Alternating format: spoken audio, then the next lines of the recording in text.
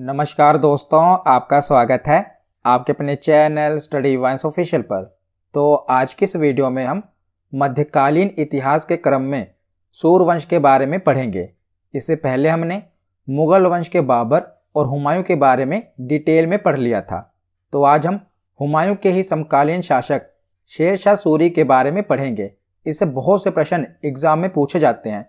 छोटा सा टॉपिक है पर बहुत ही इम्पोर्टेंट है। चाहे आप किसी भी एग्जाम की तैयारी कर रहे हो, शेर शाह सूरी से प्रश्न बनता है। तो चलिए बिना देरी किए हुए वीडियो को शुरू करते हैं। तो चलिए वीडियो की शुरुआत करते हैं। तो जैसा कि पिछली वीडियोस में मैंने आपको बताया था कि मुगल साम्राज्य की स्थापना बाबर ने की थी। इसका शासनकाल 1526 से लेकर 1530 तक था, यानी कि 4 सालों तक ही बाबर का शासनकाल रहा। उसके बाद उसका पुत्र हुमायूं अगला शासक बना।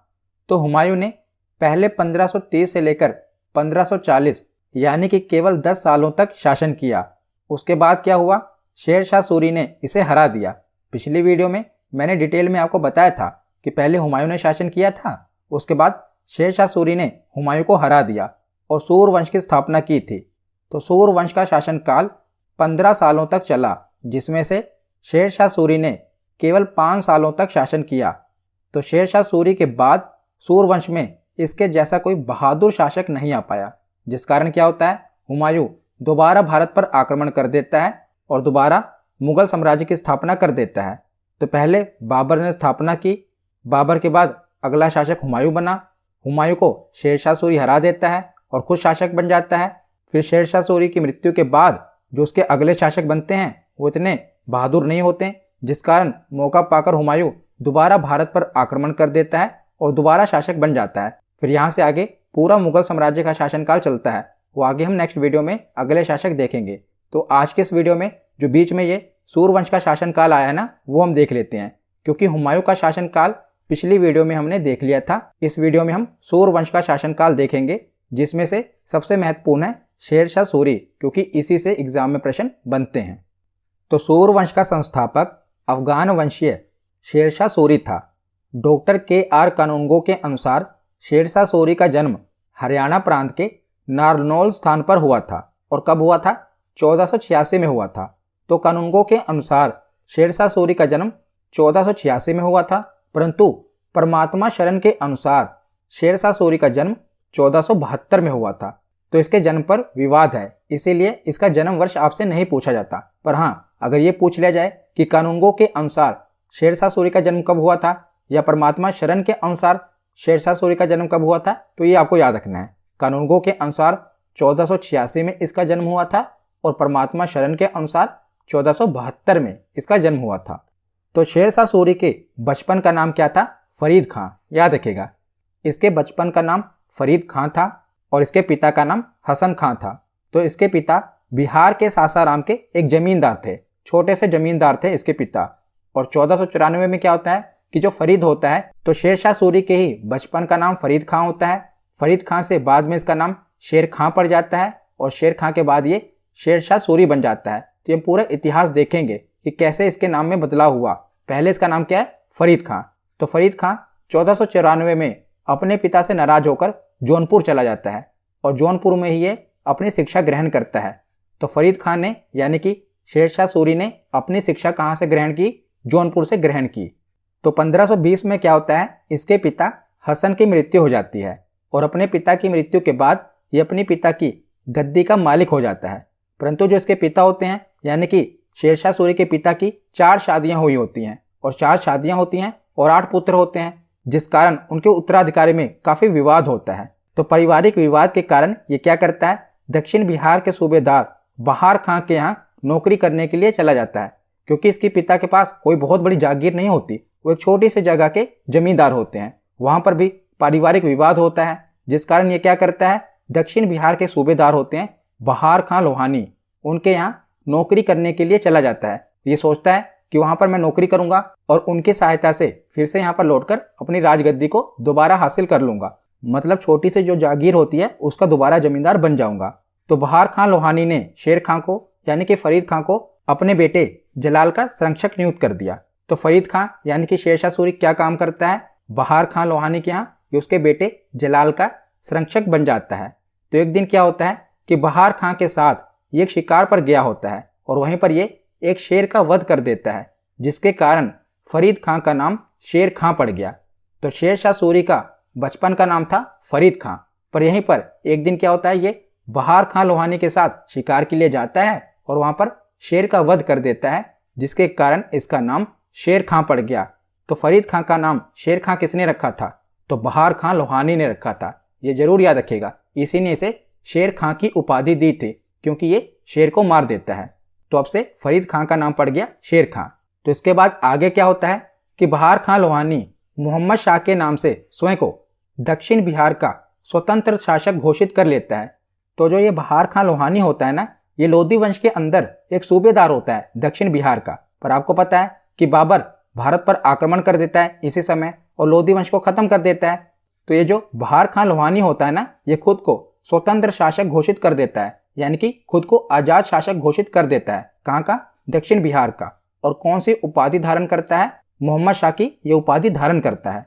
उसके बाद क्या होता है कि लोहानी सरदारों के षड्यंत्र के कारण शेर शाह सूरी को बिहार छोड़ना पड़ता है, क्योंकि जो शेर शाह सूरी होता है ये काफ़ी काबिल व्यक्ति होता है, जिस कारण ये बहार खां लोहानी के जो बाकी के मंत्री होते हैं ना, उनकी आंखों में खटक रहा होता है। तो वो क्या करते हैं, एक षड्यंत्र रचते हैं और अपने राजा के कान भर देते हैं कि जो ये शेर शाह सूरी है एक दिन क्या करेगा, बहार खां लोहानी को उसकी गद्दी से उतारकर खुद राजा बन जाएगा, यानी कि राजा के कान भर देते हैं, जिस कारण क्या होता है, बहार खां लोहानी इसको अपनी नौकरी से निकाल देता है। तो उसके बाद क्या होता है कि जो ये शेर शाह सूरी होता है ना, ये बाबर की सेना में शामिल हो जाता है। याद रखिएगा, ये बाबर की सेना में शामिल हो जाता है और बाद में यही व्यक्ति बाबर के बेटे हुमायूं को हराकर बाहर भगा देता है। तो अभी ये क्या करता है कि बाबर की सेना में शामिल हो जाता है और जो चंदेरी का युद्ध होता है ना, उसमें ये बाबर की तरफ से युद्ध भी करता है।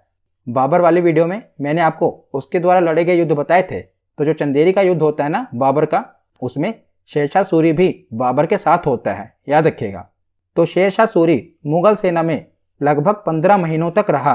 इस दौरान इसने मुगलों के सैनिक संगठन, सैनिक चालें, तोपखानों के प्रयोग का अध्ययन किया तथा यह अनुभव किया कि मुगल प्रशासन तथा सैन्य विधान में अनेक कमियां हैं। तो इसने इन 15 महीनों में मुगलों के सैनिक संगठन, सैनिक चालें और तोपखानों के प्रयोग का अध्ययन कर लिया और मुगलों के सैन्य विधानों की इसने कमियां भी पता लगा ली और इसने कहा कि यदि प्रयत्न किया जाए तो मुगलों को हराया जा सकता है।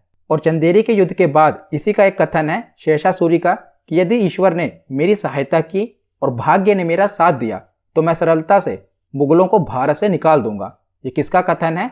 ये शेर शाह सूरी का कथन है। कथन याद रखिएगा कि यदि ईश्वर ने मेरी सहायता की और भाग्य ने मेरा साथ दिया तो मैं सरलता से मुगलों को भारत से बाहर निकाल दूंगा। तो जब बाबर ने चंदेरी का युद्ध किया था ना, तो शेर शाह सूरी की सेवाएं बाबर के लिए काफी लाभदायक सिद्ध हुई थी। शेर शाह सूरी था ये काफी बहादुर व्यक्ति था। तो आगे चलकर बाबर को इस महत्वाकांक्षी अफगान पर संदेह हो गया था, यानी कि शेर शाह सूरी पर संदेह हो गया था। तो उसने अपने पुत्र हुमायूं को शेर खां से सतर्क रहने की सलाह दी थी। बाबर ने अपने पुत्र हुमायूं को कहा था कि शेर खां पर नजर रखना, वह चालाक आदमी है और उसके माथे पर राजत्व के लक्षण दिखाई देते हैं। ये किसका कथन है? ये बाबर का कथन है। इसने अपने बेटे हुमायूं को कहा था कि जो शेर खां है इस पर नजर रखना, यह चालाक आदमी है और इसके माथे पर राजत्व यानी कि राजा बनने के लक्षण दिखाई देते हैं। तो बाबर को पहले ही पता चल गया था कि ये व्यक्ति आगे चलकर राजा बन सकता है, इसीलिए उसने अपने पुत्र हुमायूं को सतर्क किया था। तो बाद में शेर खां को भी लगा कि मुगलों के साथ उसका अब निर्वाह नहीं हो पाएगा, अब मुगलों के साथ उसका गुजारा नहीं हो पाएगा। तो 1528 के अंत में शेर खां मुगलों की नौकरी छोड़कर पुनः बिहार के सुल्तान मोहम्मद शाह, जो बहार खां लोहानी था ना, जिसने इसको बाहर निकाल दिया था, उसके पास ये दोबारा लौट आता है और सुल्तान ने भी इसका स्वागत किया, यानी कि बहार खां लोहानी ने भी इसका स्वागत किया और दोबारा से इसे नौकरी पर रख लिया, क्योंकि ये काफी बहादुर व्यक्ति था। और दोबारा से इसे अपने अल्पसंख्यक पुत्र जलाल खां का संरक्षक नियुक्त कर दिया। किसे? शेर खां को। तो आगे चलकर क्या होता है कि 1528 में सुल्तान मोहम्मद शाह की यानी कि बहार खां लोहानी की मृत्यु हो जाती है और उसका उत्तराधिकारी जलाल खां नाबालिग था। जो उसका बेटा था जलाल खां, वो अभी नाबालिग था। तो शेर खां क्या करता है, जो मोहम्मद शाह है यानी कि बहार खां लोहानी है, मोहम्मद शाह बहार खां लोहानी का ही नाम है, क्योंकि जब वो सुल्तान बना तो उसने उपाधि धारण की थी मोहम्मद शाह।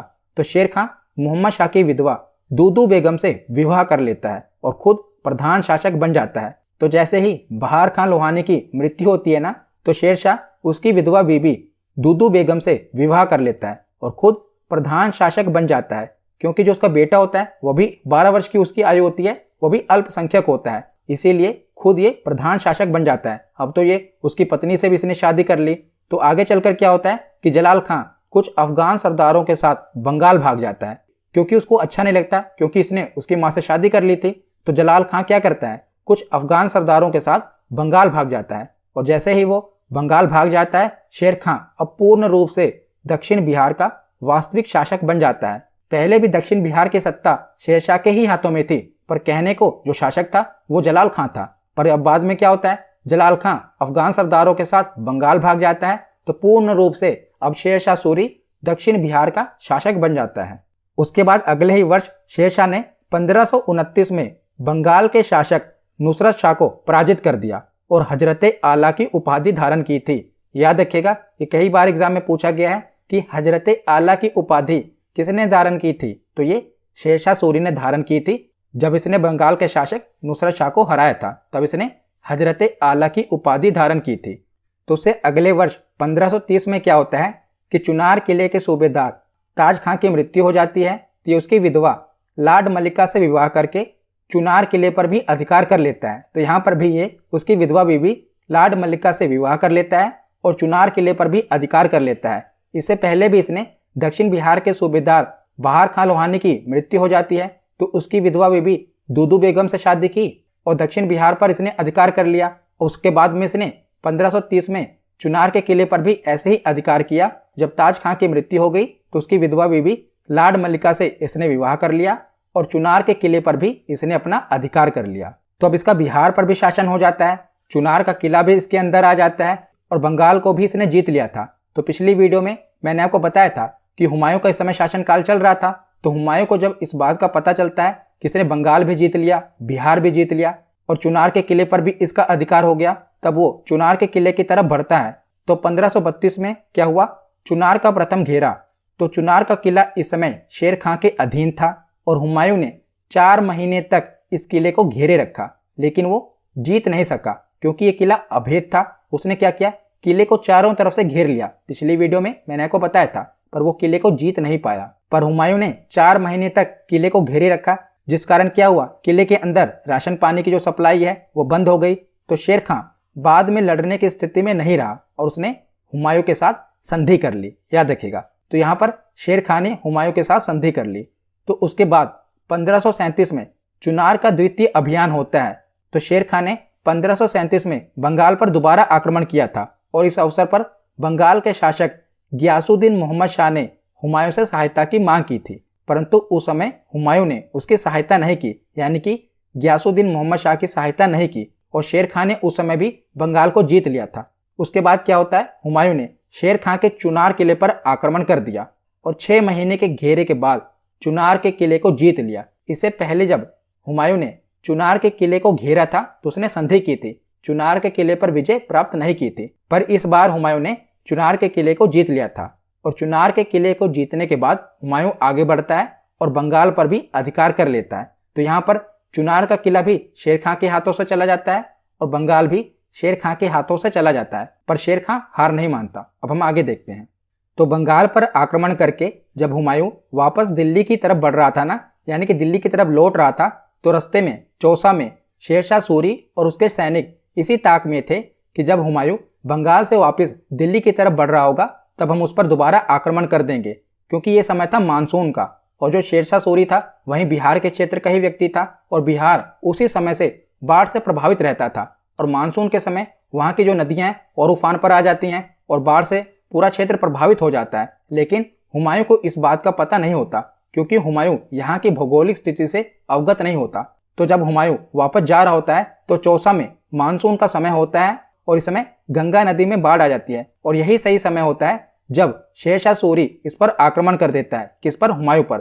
और हुमायूं इस अचानक हुए आक्रमण से संभल नहीं पाता और उस समय नदियों में भी बाढ़ आई होती है, जिस कारण क्या होता है कि इसके अनेक सैनिक गंगा एवं कर्मनाशा नदी में डूबकर मर जाते हैं और खुद हुमायूं भी घोड़े समेत गंगा नदी में डूब जाता है। परंतु बाद में मैंने पिछली वीडियो में ही आपको बताया था कि वहाँ का एक लोकल व्यक्ति होता है जो किश्ती चलाता था, निजाम वो इसको बचा लेता है हुमायूं को। जब वो देखता है कि कोई व्यक्ति डूब रहा है, उसको नहीं पता होता कि ये हुमायूं है, ये उसको बचा लेता है। कौन? निजाम। तो इस तरह शेर खां इस युद्ध में विजयी रहता है। कौन से युद्ध में?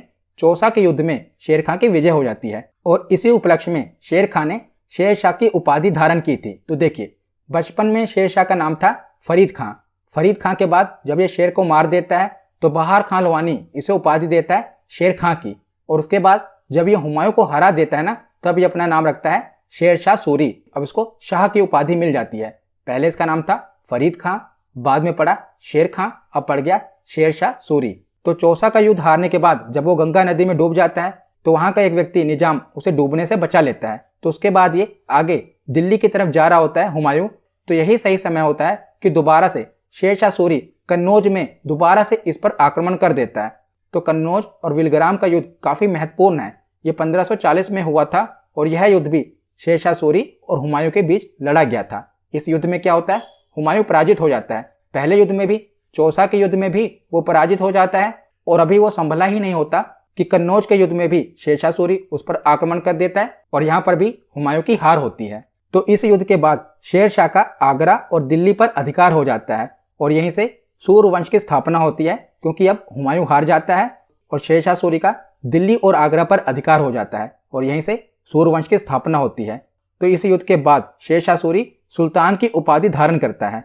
तो हुमायूं को हराने के बाद कौन सी उपाधि धारण करता है? सुल्तान की उपाधि। कौन? शेरशाह सूरी। तो सूर्यवंश की स्थापना करने के बाद अब शेरशाह सूरी अपने साम्राज्य का विस्तार करता है। तब उसके हम साम्राज्य का विस्तार देख लेते हैं। तो सबसे पहले वो बंगाल के विद्रोह का दमन करता है, क्योंकि जब वो दिल्ली की गद्दी पर बैठता है तो बंगाल में विद्रोह हो जाता है।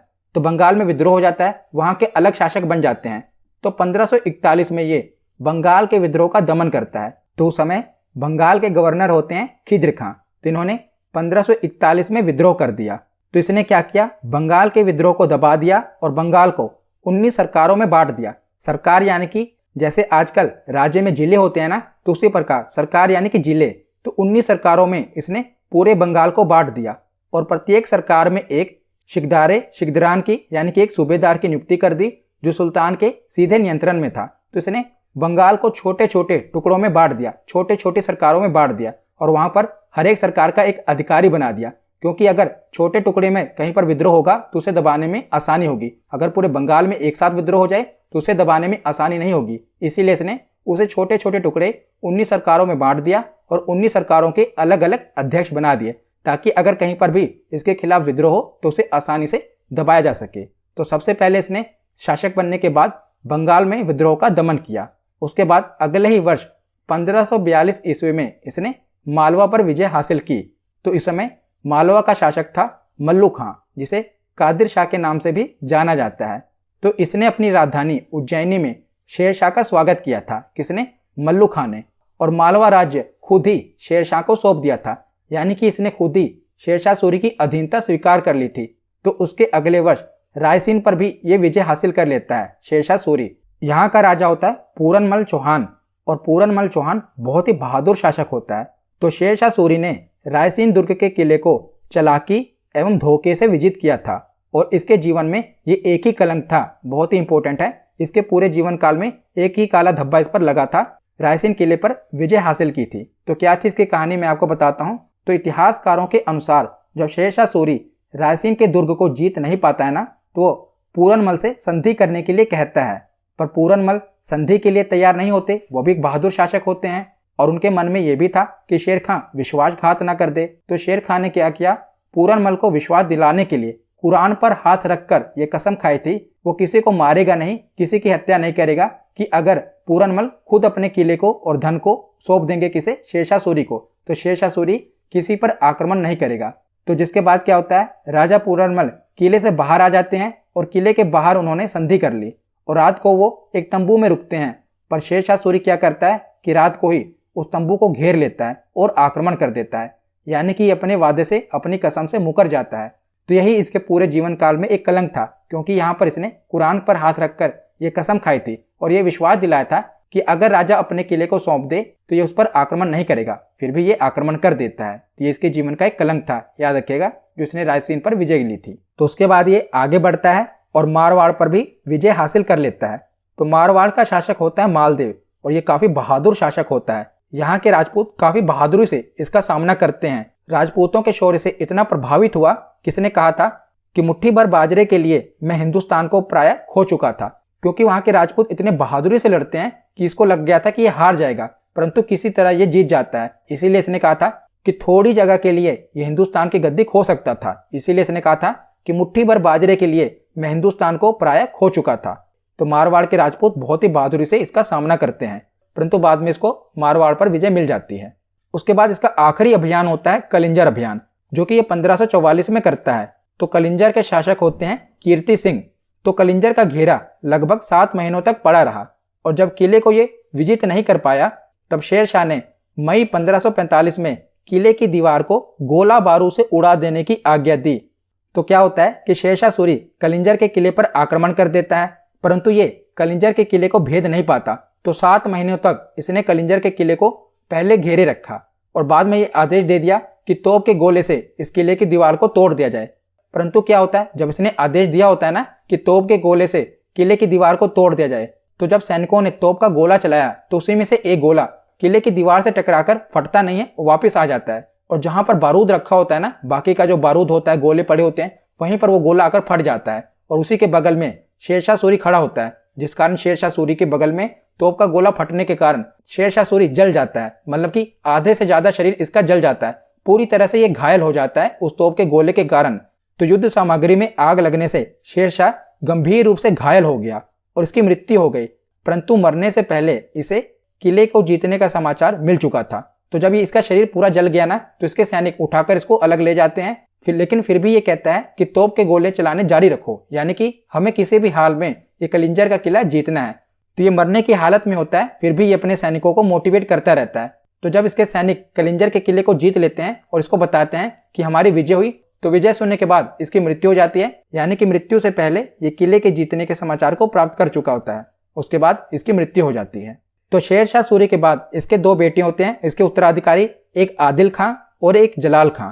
तो आदिल खां इसका बड़ा पुत्र होता है। तो अपनी मृत्यु से पहले ये कहकर गया होता है कि मेरे बाद मेरा उत्तराधिकारी आदिल खां बनेगा, परंतु अगला शासक बन जाता है इसका छोटा वाला पुत्र जलाल खां। तो इसकी मृत्यु से पहले शेरशाह ने अपने बड़े पुत्र आदिल खां को अपना उत्तराधिकारी नियुक्त किया था, परंतु इसकी मृत्यु के 3 दिन बाद अर्थात 25 मई 1545 ईस्वी को अफगान सरदारों के सहयोग से इसका छोटा बेटा जलाल खां अगला शासक बन जाता है। किसके सहायता से? अफगान सरदारों की सहायता से। और शासक बनने के बाद ये अपना नाम रख लेता है इस्लाम शाह। तो जलाल खां अपना नाम रख लेता है इस्लाम शाह और 1545 से लेकर 1553 तक ये अगला शासक बना रहता है। तो शेरशाह सूरी तो अपने बड़े बेटे को कहकर गया होता है कि इसे आगे चलकर राजा बनाना, पर बाकी के जो अफगान सरदार होते हैं उनके साथ मिलकर जलाल खां अगला राजा बन जाता है और 1545 से लेकर 1553 ईस्वी तक वो राज सिंहासन पर बैठा रहता है। तो 1553 में जब इस्लाम शाह की मृत्यु हो जाती है, तो इस्लाम शाह की मृत्यु के बाद उसका अवयस्क पुत्र फिरोज उसकी राजगद्दी पर बैठता है, परंतु वो अवयस्क होता है, यानी कि नाबालिग होता है, जिसके कारण क्या होता है कि 3 दिन के बाद ही उसके मामा मुबारिज खां उसे मरवा देते हैं और उसको मरवाने के बाद स्वयं राजा बन जाते हैं। और राजा बनने के बाद आदिल शाह की उपाधि धारण करते हैं। कौन? मुबारिज खां। तो आगे हम देखते हैं। तो देखिए, सूरवंश का सबसे बहादुर शासक तो शेरशाह सूरी ही था और यहीं से प्रश्न बनते ही हैं। और शेरशाह सूरी के बाद जो दूसरा महान शासक हुआ वो उसका बेटा इस्लाम शाह हुआ, परंतु इस्लाम शाह के बाद कोई बहादुर शासक नहीं आ पाया सूरवंश में, जिस कारण क्या होता है कि 1555 तक सूर साम्राज्य 3 भागों में बंट जाता है। तो सिंहासन का एक दावेदार इब्राहिम खां सूर ने आक्रमण कर दिल्ली तथा आगरा पर अधिकार कर लिया तथा इब्राहिम शाह की उपाधि धारण की। तो इब्राहिम खां ने क्या किया?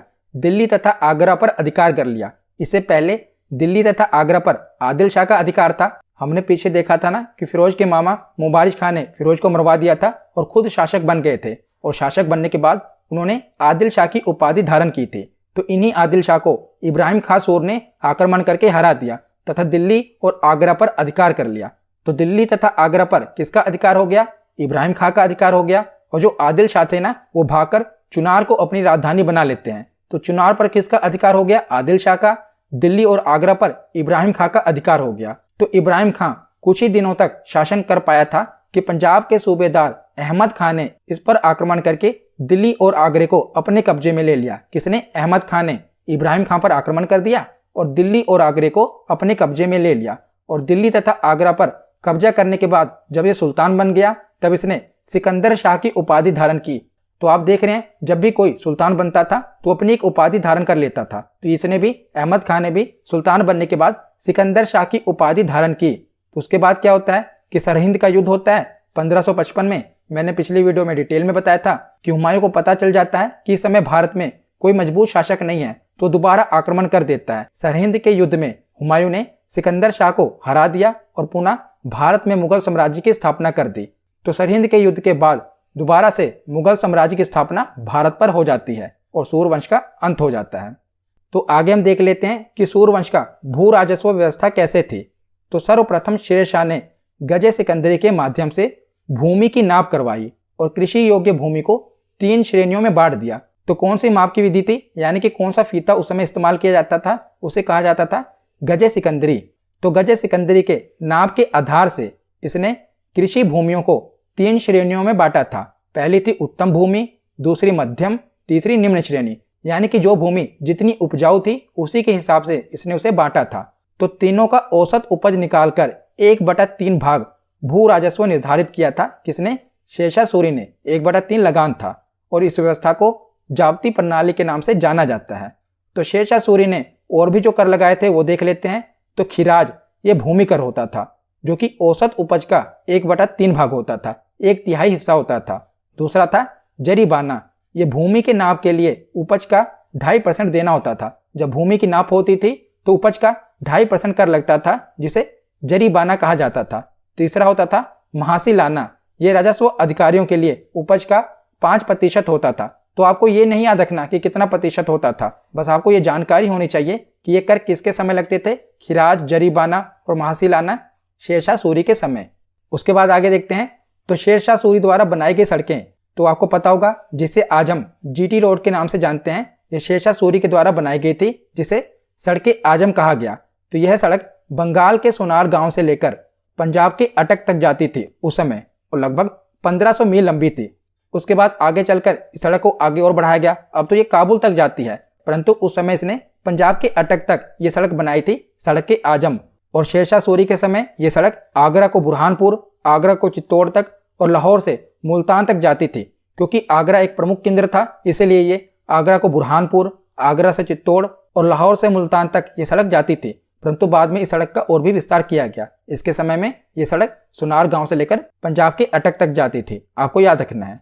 तो आगे हम शेरशाह सूरी द्वारा चलाए गए सिक्के देख लेते हैं। तो शेरशाह ने अपने सिक्कों पर फारसी भाषा के साथ साथ देवनागरी में भी लेख लिखवाए थे।